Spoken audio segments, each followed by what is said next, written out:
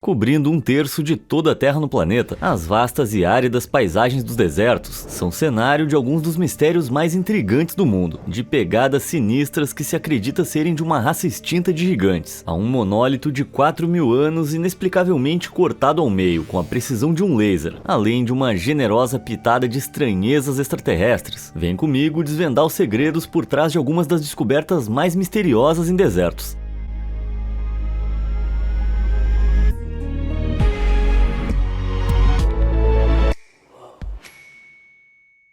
Naufragado e encalhado.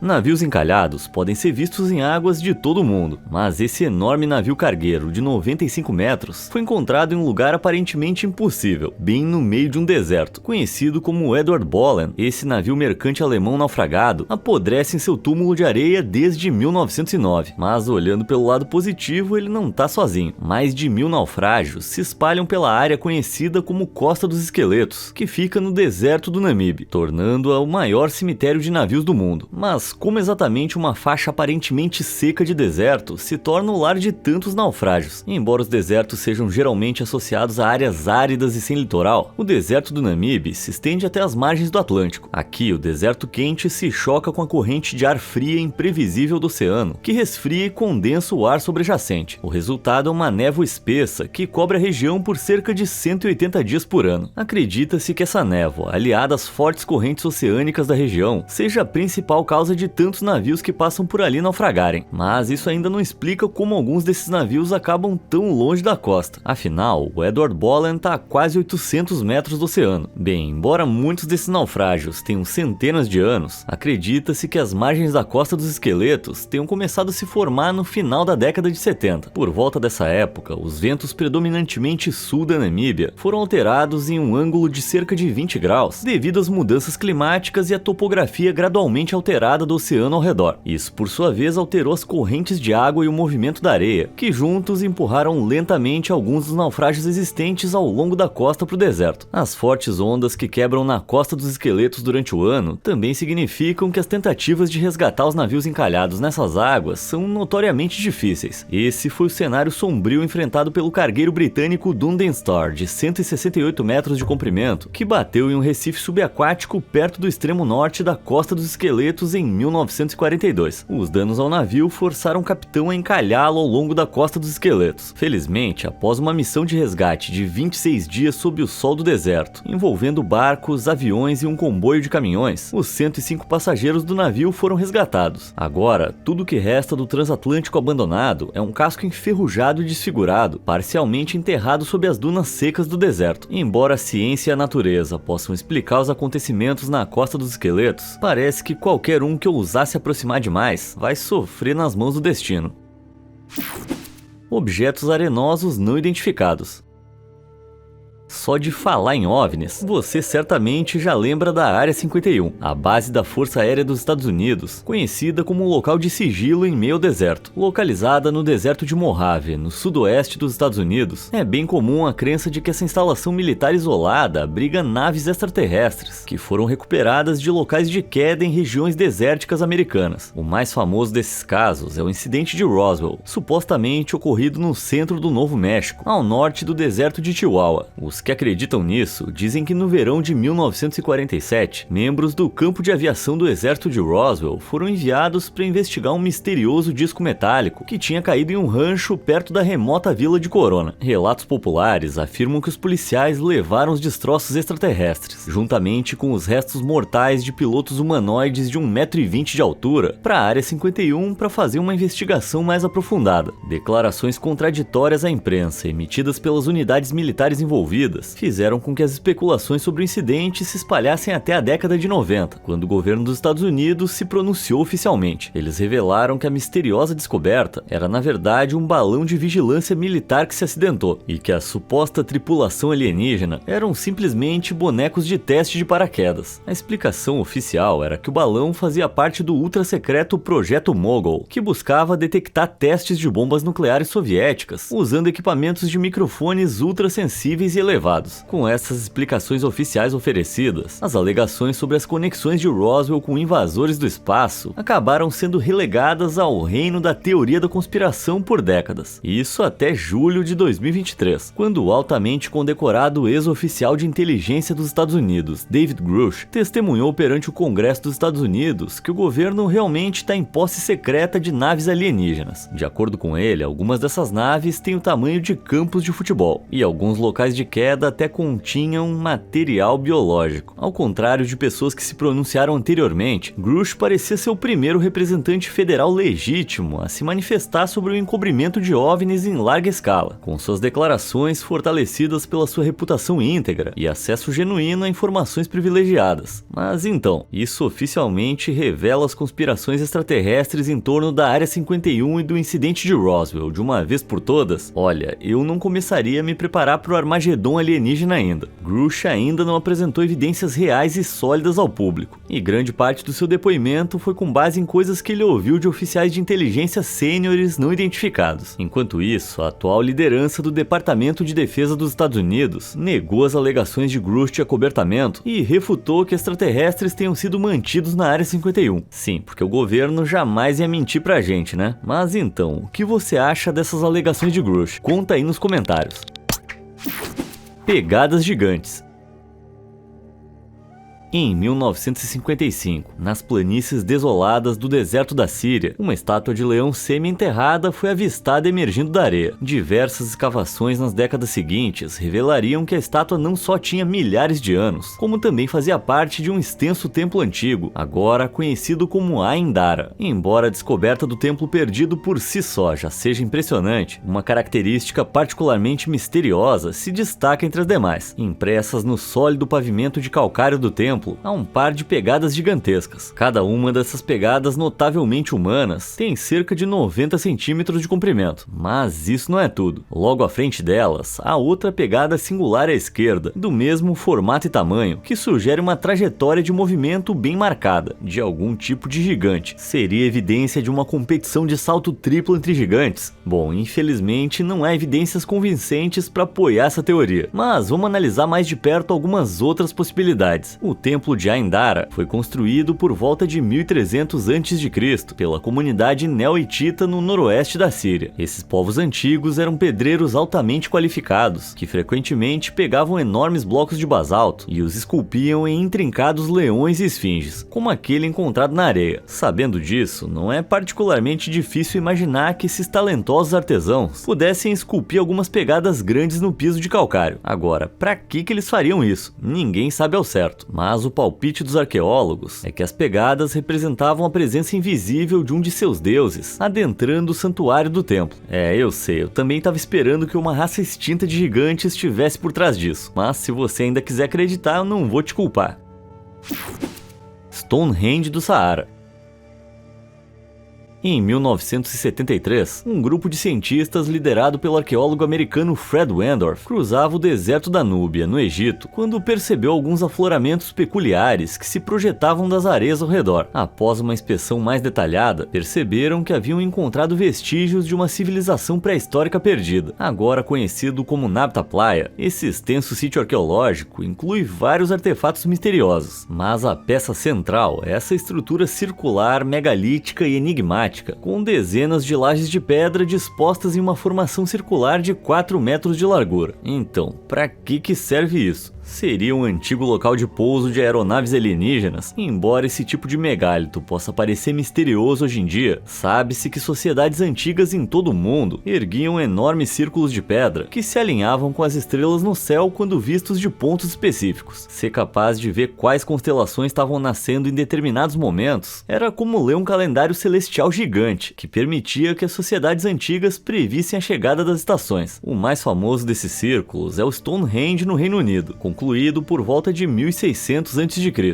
mas surpreendentemente o círculo em Nabta Playa é mais de 2000 anos mais antigo. Mas como é que ele foi parar no meio desse deserto? Embora o atual deserto da Núbia seja extremamente seco e implacável, estudos arqueológicos e geológicos revelaram que nem sempre foi assim. Por volta de 9000 a.C., as chuvas de monções vindas da África Central causavam inundações ocasionais no local de Nabta Playa, formando um lago gigante que atraía tribos nômades para se estabelecerem em acampamentos sazonais ao longo de suas margens, que na época abrigavam vegetação abundante. Em 4600 a.C., um grupo de pessoas, conhecido como Bunat El Ansalm, se mudou para cá e acredita-se que seja o responsável pelo Círculo de Pedras. Astrônomos e arqueólogos que examinaram o local suspeitam que as pedras nesse círculo já estiveram alinhadas com as estrelas que conhecemos como Arcturus, Sirius e Alpha Centauri, além da constelação de Órion. A teoria é de que ao rastrear os movimentos de cada uma dessas estrelas e constelações, os Bunat El Ansalm conseguiam planejar quando plantar e colher, mas teorias alternativas sugerem que as pedras eram mais simbólicas, usadas para representar os espíritos de membros falecidos da tribo. Seja qual for a verdade, por volta de 3000 a.C.,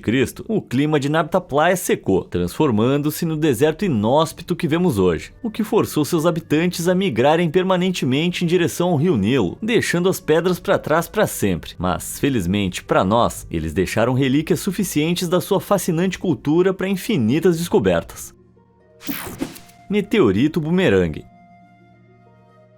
Em 2018, o professor francês de geoquímica Albert Jambon adquiriu uma rocha aparentemente comum de um comerciante marroquino. O comerciante alegou que a rocha foi encontrada no noroeste do deserto do Saara, mas que ela tinha se originado de um lugar ainda mais distante, mais especificamente que ela havia caído do espaço. Embora inicialmente cético, ao investigar sua compra, Albert notou que ela possuía uma camada brilhante, algo que de fato tende a se formar nas superfícies escaldantes e derretidas das rochas espaciais, à medida que elas despencam pela atmosfera da Terra. Após alguns testes, o professor confirmou que a rocha era definitivamente um meteorito. E isso não era tudo. Com dois minerais, conhecidos como plagioclásio e piroxênio, a composição química do meteorito era quase idêntica das rochas vulcânicas encontradas na Terra, o que não fazia sentido. A maioria dos meteoritos se origina do cinturão de asteroides localizado entre Marte e Júpiter, tendo se formado a eras de material que nunca foi capaz de formar um planeta completo,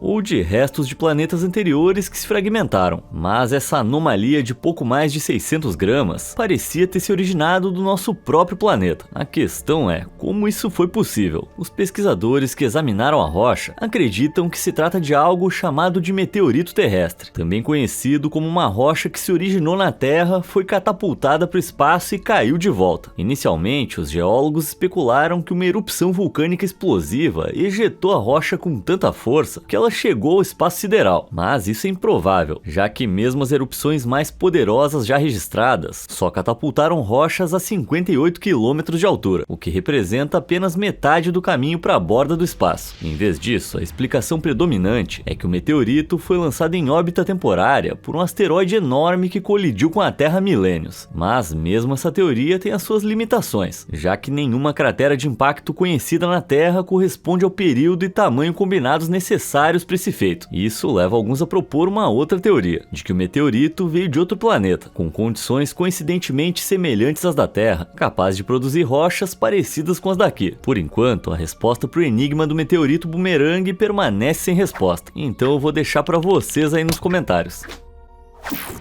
Cemitério de trens. Aninhado na Cordilheira dos Andes, no sudoeste da Bolívia, encontra-se o renomado Salar de Uyuni, um planalto desértico de 10.000 km², com um vazio branco e brilhante. Mas ao viajar pela borda leste dessa vasta paisagem sobrenatural, você vai descobrir uma outra coisa realmente curiosa. Conhecido pelos moradores locais como Cemitério de Trens, esse canto curioso dos Andes abriga um misterioso ferro velho com mais de 100 vagões de trens britânicos abandonados, que datam do início do século XX. Essa Essas máquinas metálicas enormes são a última coisa que você esperaria encontrar ao lado de um remoto deserto de sal, a quase 3.700 metros acima do nível do mar, quase parecendo terem viajado por algum portal interdimensional. O cemitério de trens está localizado nos arredores de uma cidade chamada Uyuni, fundada em 1890. Apesar da localização isolada da cidade, ela se tornou um importante centro de transporte ferroviário no início do século XX, graças à crescente mineração local.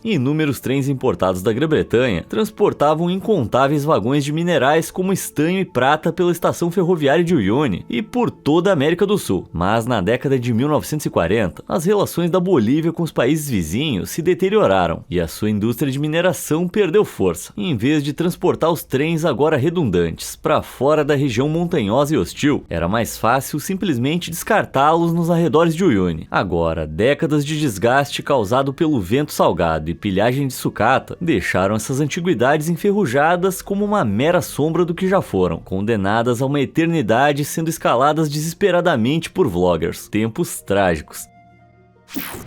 Al-Nasla.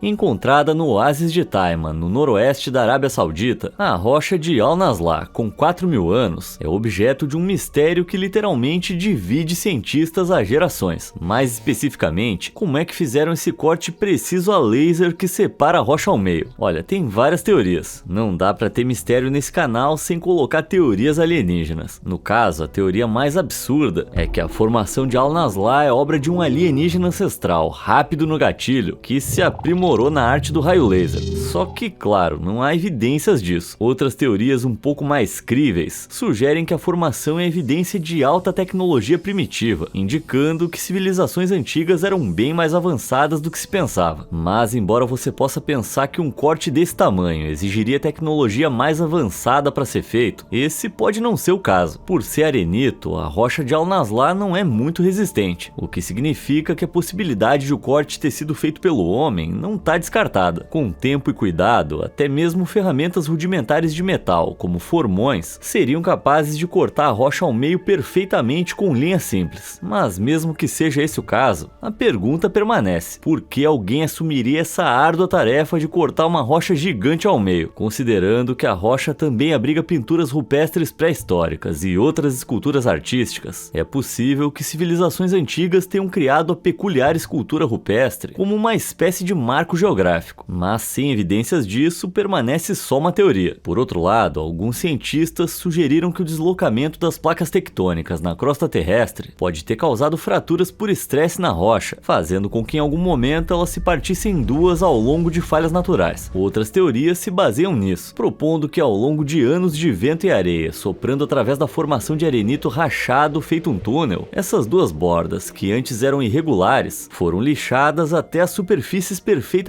lisas de hoje. Outra teoria a favor da aparência natural sugere que o intemperismo por congelamento e degelo desempenhou um papel aqui, um fenômeno natural que ocorre quando a água penetra em rachaduras nas rochas e congela à medida que as temperaturas caem. Quando a água congela, ela se expande, pressionando a rocha e alargando a rachadura. Com o tempo, ciclos repetidos de congelamento e degelo podem fazer com que as rachaduras se alarguem ainda mais, até que acabem se separando. Embora a causa exata da rachadura na formação de Al-Nasla nunca seja conhecida com certeza, eu sei que todas essas teorias certamente me colocaram entre a cruz e a espada. Mas e você, o que acha? Me conta a sua teoria favorita aí nos comentários. Centenas de tumbas. No deserto do Saara, onde as areias sussurram segredos de tempos antigos, encontra-se a enigmática Grande Pirâmide de Gizé. Embora egiptólogos tenham passado séculos desvendando os mistérios da pirâmide, a apenas 48 quilômetros ao sul, um segredo igualmente desconcertante espreita. Em 2014, arqueólogos se aventuraram na pequena vila de Lisht para investigar o misterioso aparecimento de uma série de fossos na areia. Embora a equipe soubesse que os fossos eram resultado de saques de sítios arqueológicos, arqueológicos, aparentemente de pequena escala, ocorridos durante a agitação política e econômica do Egito entre 2009 e 2013. O que eles não sabiam era o que esses fósseis os levariam a descobrir. Lá, enterrada sob as areias movediças do Saara, havia uma extensa necrópole com quase 1000 túmulos antigos, que de alguma forma passaram despercebidos por milênios. Descobriu-se que os túmulos abrigavam restos mortais de mais de 800 pessoas, além de inúmeros fragmentos de cerâmica e murais. Datado do Império Médio do Egito, o sítio arqueológico tem mais de 4.000 anos e abrigou sepulturas reais e civis de uma cidade próxima, conhecido como Ishtawi, que acabou se perdendo no tempo. Durante séculos, os mortos foram enterrados ali, juntamente com uma variedade de itens do cotidiano, como potes, pedras e joias, que se acreditava serem úteis na vida após a morte. Mas à medida que o Egito antigo sucumbiu às areias do tempo, essas tumbas subterrâneas também se perderam no deserto. Isso até agora. Por mais incrível que seja essa descoberta, eu só espero que os arqueólogos que trabalham lá não lancem acidentalmente alguma maldição catastrófica do Egito antigo no mundo. Colina da Baleia. Em 2010, operários da construção civil estavam expandindo parte da movimentada rodovia Pan-Americana no deserto do Atacama, no Chile, quando descobriram algo verdadeiramente surpreendente alojado em arenito à beira da estrada. Incontáveis ossos de criaturas enormes que pertenciam às profundezas do mar, e não a um deserto. Os cientistas chamados ao local tinham apenas 2 semanas para analisar a descoberta, antes que a construção da rodovia tivesse que ser retomada. Então o tempo era essencial para solucionar o mistério. Devido a casos anteriores de restos de baleias encontrados na área, o local já era conhecido como Cerro Ballena, ou Colina da Baleia em espanhol. Mas nessa descoberta, os pesquisadores encontraram mais de 40 esqueletos de baleias de barbatanas, além de restos de outras espécies, incluindo golfinhos bizarros e extintos com focinhos semelhantes aos de morsas. Esqueletos de baleias são geralmente encontrados isolados, então a descoberta de tantos agrupados levantou questões sobre como todas morreram no mesmo local. Muitos dos esqueletos estavam de barriga para cima e voltados para a mesma direção, sugerindo que morreram pela mesma causa. Mas isso não foi tudo. No total, havia 4 níveis diferentes de fósseis identificados no local, o que indicava que as baleias não haviam todas morrido ao mesmo tempo, mas sim durante 4 eventos diferentes ao longo de milhares de anos. Ainda mais curiosa era a localização dos ossos, que estavam situados a nada menos que 1,6 km da costa do Pacífico e 37 metros acima do nível do mar. Então, como é que esse cemitério de criaturas marinhas foi parar em um local tão árido? A partir de suas pesquisas, os cientistas acreditam que as toxinas geradas pela proliferação de algas no Pacífico envenenaram as baleias perto de Cerro Ballena há milhões de anos, causando a sua morte. A proliferação de algas é comum nas costas do mundo e é alimentada por nutrientes como o ferro, liberado durante a erosão e transportado pelos rios que desaguam no oceano. A região onde as baleias foram encontradas é conhecida pelo seu solo rico em ferro, cujo escoamento há muito tempo proporciona as condições ideais para que essas proliferações de algas nocivas prosperem em intervalos esporádicos. Acredita-se que as carcaças dos diferentes grupos de baleias que sucumbiram a essas proliferações intermitentes e venenosas tenham flutuado em direção à costa, sendo afuniladas para uma área onde as marés altas as levaram para bancos de areia. Lá, os restos fossilizaram e permaneceram intocados por milhões de anos até sua descoberta. Embora a questão de como os fósseis surgiram já tenha sido esclarecida, considerando as outras espécies estranhas encontradas lá, a área ainda carrega um senso de mistério. Só podemos imaginar que restos extraordinários ainda serão descobertos em Cerro Ballena. Feras de Borrego. No coração do Parque Estadual do Deserto de Anza-Borrego, na Califórnia, fica a pequena cidade de Borrego Springs. Com uma população de menos de 4.000 habitantes, você poderia imaginar que não acontece muita coisa por aqui. Mas se você estiver nos arredores, pode acabar vendo algo que vai fazer você parar. As estranhas criaturas que habitam a areia são obras do artista Ricardo Breceda. No total, Ricardo criou 133 estátuas monumentais de aço soldado, a maioria das quais retrata animais pré-históricos históricos que outrora vagaram pelo mesmo terreno, incluindo essa espécie de mamífero há muito extinta, conhecida como preguiça gigante de Harlan, que leva até um filhote nas costas. Mas também há esculturas que representam humanos de importância histórica local, como esse busto de um nativo americano. Essa comunidade de metal habitante de terras áridas é a última coisa que você esperaria encontrar em um assentamento desértico à beira da estrada, e aposto que muitos viajantes cansados já ficaram de queixo caído ao se deparar com feras gigantes de aço fazendo um duelo, ou um dragão gigante rastejando na areia. Olho do Saara.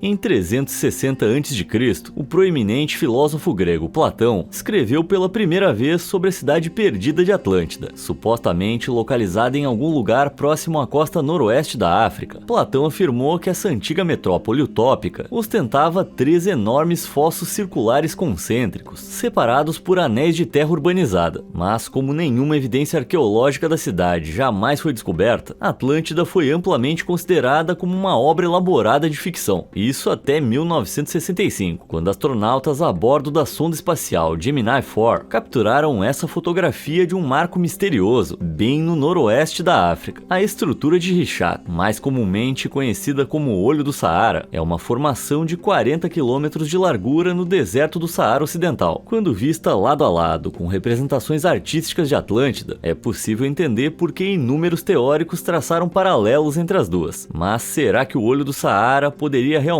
ser os remanescentes desgastados pelo tempo da civilização mitológica de Platão? Bem, os geólogos parecem não achar. Em vez disso, eles sugerem que a estrutura elíptica nem sempre teve essa aparência. Há mais de 600 milhões de anos, era um domo gigantesco que se erguia do solo. A paisagem ao redor era uma área exuberante, abundante em rios e lagos, um forte contraste com o deserto árido de hoje. O domo foi formado quando camadas de arenito foram empurradas para cima pela atividade vulcânica e camadas de rocha ígnea se formaram em sua superfície a partir de depósitos de lava. Então, há pouco mais de 100 milhões de anos, esse domo vulcânico entrou em erupção violenta. Como resultado, a cúpula desabou sobre si, enquanto a erosão hídrica dos rios que fluíam pela paisagem começou a corroer a rocha. Mas as camadas de arenito e rocha vulcânica erodiram em ritmos diferentes, resultando nesse efeito de anel. Em outras palavras, o Olho do Saara provavelmente não tem nada a ver com a Atlântida, mas sim com uma formação geológica gigante. Mesmo assim, o local apresenta uma coincidência bem notável, que se alinha com os escritos de Platão. Mas se isso é o suficiente para sugerir uma conexão de verdade, aí eu deixo para você decidir.